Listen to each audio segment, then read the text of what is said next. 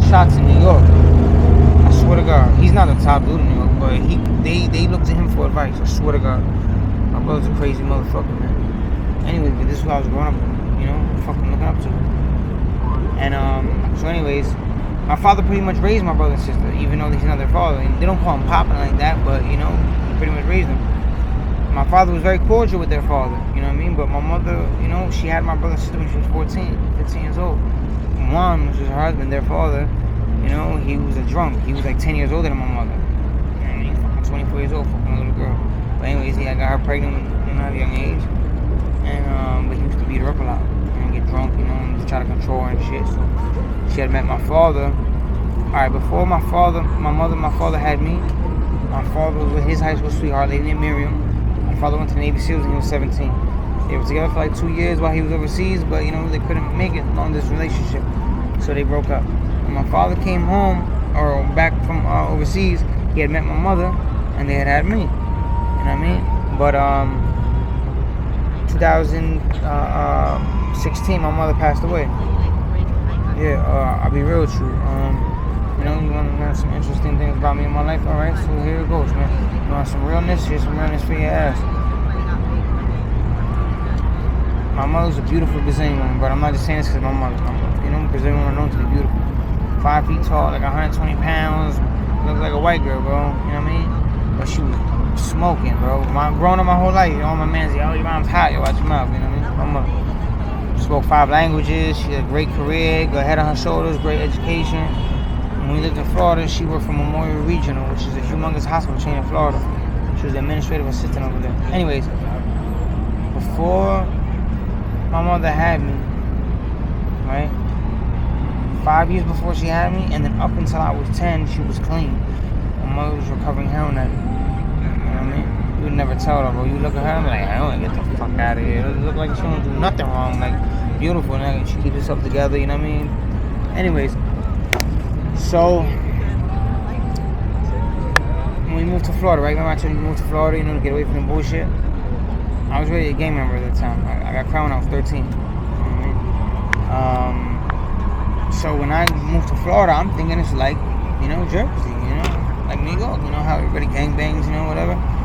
So now when I go to school out there, right, I got a black bandana on, you know what I mean? Not on my head like that, but hanging in my pocket.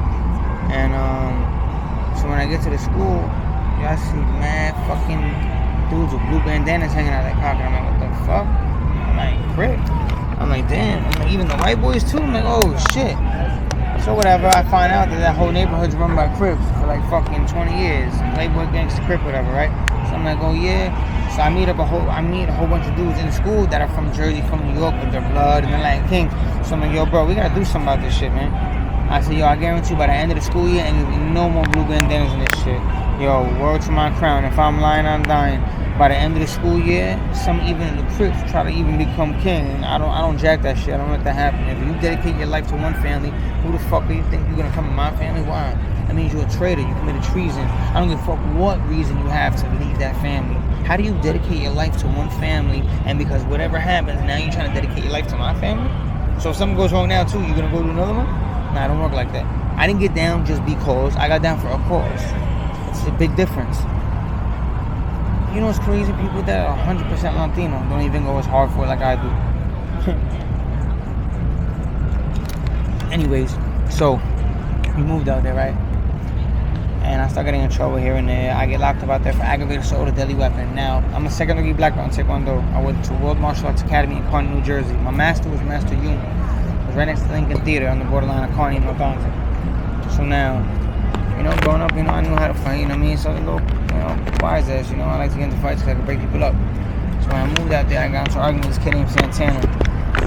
He was a little bit older than me. His girl was trying to holler at me in school, you know what I mean? Whatever, I got her number, she tried to flip it on me. I ended up beating him the fuck up, broke his nose in 6 places. I ended up getting locked up for that. They gave me... What did she try to do? She tried to flip it on me, saying I was trying to holler at her. Oh, yeah. Because I guess he found my phone number in her phone. Right. So I don't know how he even believed that, because my number's still in her phone. So that means she put it in her phone. Yeah. But so whatever. Make another long story short, I beat him the fuck up. Right.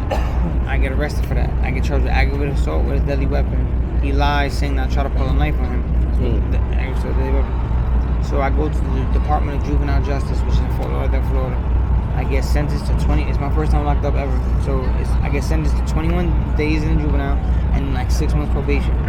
So while I'm in there, I meet one of my friends. This is a cartoon, but it's really him. That's why he got the steak greens on. That's my man Joey Joseph. His real name is Kilo. His name is Kilo, but his real name is Joey Joseph.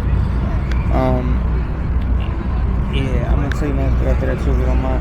Just so you get to, I can explain to him. So now, I meet him out there. We got so close, but when I got released from my 21 days, he got released day before I did. We linked up. We started doing mad crimes together. Now he's Haitian. I don't know if you ever heard of the Zoe Pound. Haitian, yeah. So you heard of the Zoe Pound? Zoe Pound? Yeah, it's a Haitian. It's a big, crazy Haitian gang in Florida. Wow, Zoe Pound. Yeah, they're real. Yeah. Can we sit on the regular bench? Yeah, good. Yeah, so they're fucking,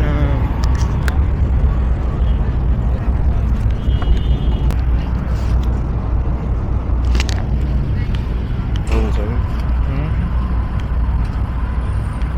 Alright. Go? Yeah. Alright, so now, we linked up, we got real cool. Like I said, my man, him and his family are affiliated with the Zoe Pound. Zoe Pound is one of the craziest violent gangs out there in South Florida. Well, actually, really all of Florida. But, yeah, so we got real close. Now, when me and him started getting closer and closer, you know, he started letting me in more on his type of lifestyle that he's really involved in, you know, instead of just keeping me on the outs. So now one day he invites me to a barbecue. When I get to the barbecue, it's a lot of his family, you know, some friends, whatever. And I noticed, like, everybody, well, not everybody, but like at least like 4 or 5 dudes are freely walking around with guns right on their waist. So I ain't gonna front, you know, I'm a little spooked when I see that shit. I said, oh shit, what the fuck did I get myself involved in? So, whatever. Make another long story short, I get so cool with him and his uncle. His uncle pretty much puts me on, you know, his nephew's team. So now, you know, we out there, you know, ripping and running, you know, doing work for him, you know, making things happen that we're supposed to do. I don't want to say too many specifics, but like I said, he tells us what we gotta do and we make it happen. Nah, no crazy shit, no killing nobody, nothing like that, but, you know, just putting in that work, getting the money. So now, after a period of time where we proved our loyalty so much, one day I had came up with the last lick, right? So now... Last lick, like, he was trying to tell us, like, yo, we've been doing so many things, like, yo, I'm gonna tell y'all to lay low for a while. Y'all made a good amount of money, bro. Really? Lay low, yeah. Lay low for like how long? He didn't really have a time, you know what I mean? So we made, I ain't gonna lie, we were doing good. So now I came up with the last idea of who to, you know, who to get. Mm-hmm. And, you know, it already happened, so I don't care. I'll say, and like I said, I didn't say, you know, where. So believe it or not, it was 2 midgets. They were twin brothers, and they're serious, right? And they had went to somebody's high school that we knew, but they were the Connects. You know, They were the Connects. Well, actually, their cousin D Block and Phil were the Connects. But they were not secretive. They couldn't have been very secretive. No, Everyone notices 2 midgets. Well, they went to high school. They went to high school, so who's not gonna be cool with the midgets that got all the weed, all the pills, all the coke? You know what I mean? Like, why were the midgets the best at getting this shit? It's not. It's their cousins. Now, they had a house that their mother had just passed away and left in the house. So the cousins said, oh shit, you know what? Let's capitalize off that. Let's start selling drugs out the crib. Yeah. You know what I mean? So that's what they started doing. I'm talking about pounds, man, coke, bro, pills, yo, anything you want, bro, you can get. So now, they were so cool with me. I knew we cased the spot for 5 months. We knew at all times there's gonna be at least 4 to 5 people tops in there, right? Now, when we ran up in them cribs, it was broad daylight.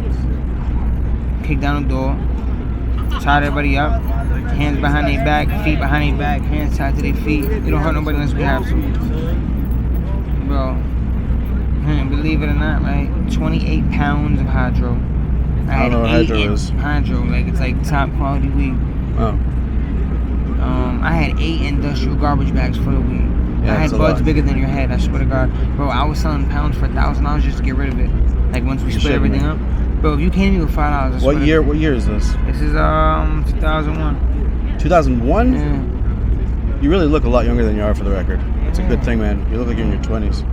Shit, you want this beard? Yeah, yeah. But yeah, alright, so boom, so we Yeah, bro. If you came to me with $5, everywhere I went I had a big ass Ziploc bag like this full of weed. If you came to me with $5, I would just reach in the bag and be like, yo, here, man. Where are we talking about? Where? Miami. Oh. Specific location? Like you go to a certain place to like you're always selling in a certain place, or you're Nah, anywhere I go, I would just keep a big ass bag of weed like this on me, like a Ziploc like this, just to smoke. You know what I mean, bro? We were rolling Garcia Vegas so fat, right? That when we put it back in the tube, like the cigar tube, we couldn't pull it out. We would have to flick the tube. That's how fat we were rolling the fucking Garcia Vegas, bro. We were rolling them shit like this. Swear to God. Anyways, so now, all right, 4.5 kilos of coke, 117,000 in jewelry, and 297,000 in cash. Right. So now we were on the run, right? We weren't on the run for 4 months. I didn't get caught until 4 months later. So now, this is how it happened. Well, wait, they caught you with all this shit, right? No, I don't know. Like 4 months later, they got me in a condo in South Beach. What are they getting you on? I'm gonna tell you. Let me explain to you. So now, all right. Now, me and my whole crew, we split up everything, right? Now, my man that's tatted on my arm, Kilo, right? My main man, his cousin Double E is part of our team, and he was a driver. So now, I'm gonna make sure ain't no police, because if they see me smoking, they'll write me a ticket. What? If they see me smoking, they'll write me a ticket. Only when I would want it to go. No, not seriously. I just don't want no fucking ticket. They're not gonna give you a ticket for smoking. Yes, what the fuck is me? Yes, they will. Hell yeah, them cops is faggots in this park. Hell yeah. Dude, you know that all the time people are selling weed in this park. I know that. But if they walk and they see me smoking anything, a cigarette or a thing, they give me a ticket. You specifically? Anybody. I'm telling you, bro. Unless they don't notice. Well, I'll tell you, the truth is, okay, thank God. I was thinking you were going to say white privilege, but you can't say white privilege because you're as white as I am.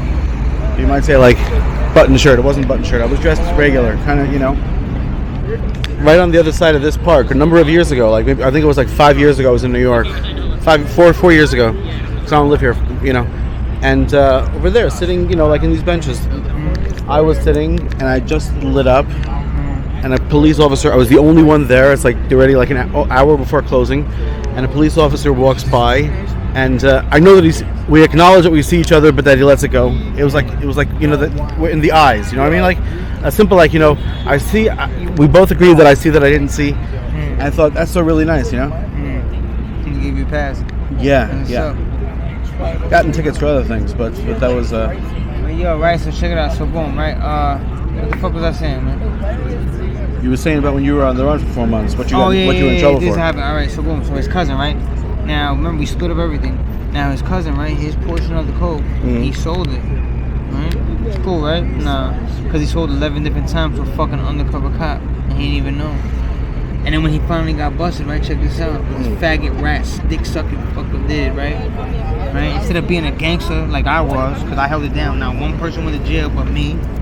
Out of curiosity, am I going to get killed for this video? Hell no. No one's going to watch this and be like, hey, we have to kill that guy? Nah, not at all. Alright, so for the record, everybody, I don't really even follow what's going on. So, hold on. Listen, man. If you're ready. Yeah. When they finally bust his cousin, right, they're like, yo, bro, just give us your connect, man. We'll let you go, man. He's like, connect? I don't got no connect. Like, what do you mean I don't got no connect? You ain't get this top quality shit like this, how it's packaged, how good it is, how pure it is, just from random shit on the block. He's like, oh, nah. He goes, oh, man. Because I heard the whole video. That's why I'm repeating it, because that's exactly how he said it. He's like, man, oh, no, man. My cousin, man, he does these home invasions with him and his friends, man. You know, and he broke me off some shit. That's it. Cop's like, yeah? Okay, well, then I guess if you don't have no connect, then that's what we do. And that was it for the end of the interview. But my whole point is, though, that, yeah, he's the reason why we all went down. So check this out. I met this Costa Rican chick, right, named Susana Quesada. So he ratted out in exchange for a shorter sentence? Yeah, hell yeah, bro. Yeah, caught fucking almost a key of coke. 11 different times he sold. It all added up to almost a key of coke. What?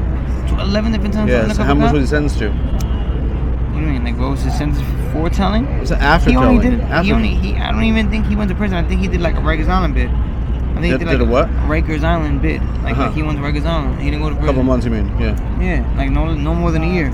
That's nothing. I do that shit sitting on my fucking head. Mm. So